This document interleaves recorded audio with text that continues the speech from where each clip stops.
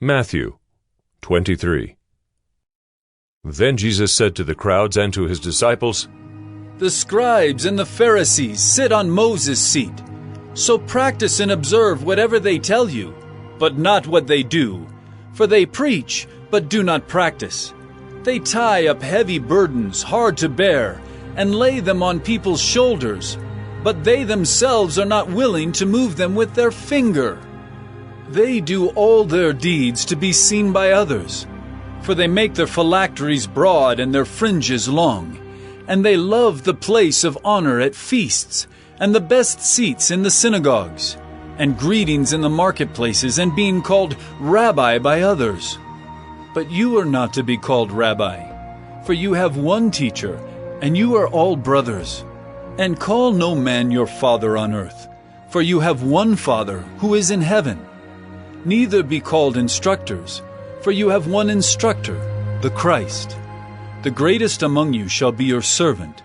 Whoever exalts himself will be humbled, and whoever humbles himself will be exalted. But woe to you, scribes and Pharisees, hypocrites! For you shut the kingdom of heaven in people's faces. For you neither enter yourselves, nor allow those who would enter to go in.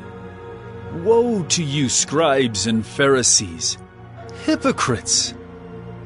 For you travel across sea and land to make a single proselyte, and when he becomes a proselyte, you make him twice as much a child of hell as yourselves. Woe to you, blind guides, who say, if anyone swears by the temple, it is nothing, but if anyone swears by the gold of the temple, he is bound by his oath. You blind fools!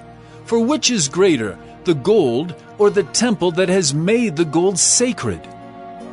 And you say, if anyone swears by the altar, it is nothing, but if anyone swears by the gift that is on the altar, he is bound by his oath. You blind men! For which is greater, the gift or the altar that makes the gift sacred? So whoever swears by the altar swears by it and by everything on it. And whoever swears by the temple swears by it and by him who dwells in it. And whoever swears by heaven swears by the throne of God and by him who sits upon it. Woe to you, scribes and Pharisees, hypocrites! For you tithe mint and dill and cumin, and have neglected the weightier matters of the law, justice and mercy and faithfulness. These you ought to have done, without neglecting the others. You blind guides, straining out a gnat and swallowing a camel? Woe to you, scribes and Pharisees, hypocrites! For you clean the outside of the cup and the plate, but inside they are full of greed and self-indulgence. You blind Pharisee! First clean the inside of the cup and the plate, that the outside also may be clean.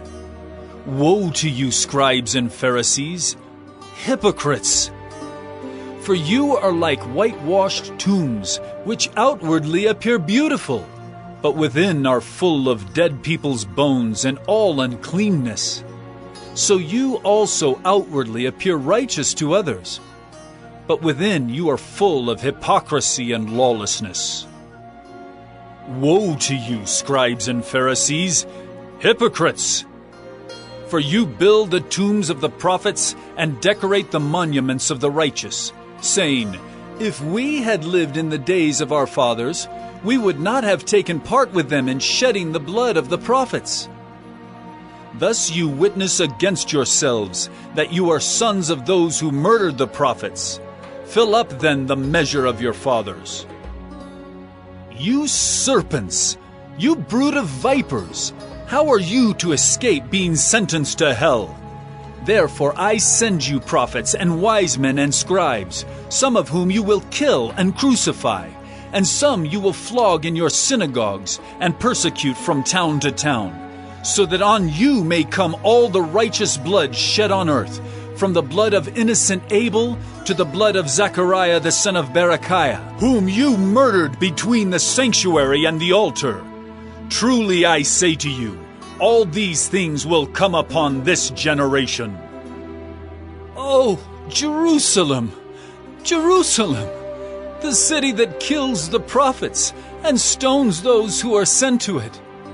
How often would I have gathered your children together, as a hen gathers her brood under her wings, and you would not. See, your house is left to you desolate. For I tell you, you will not see me again until you say, Blessed is he who comes in the name of the Lord.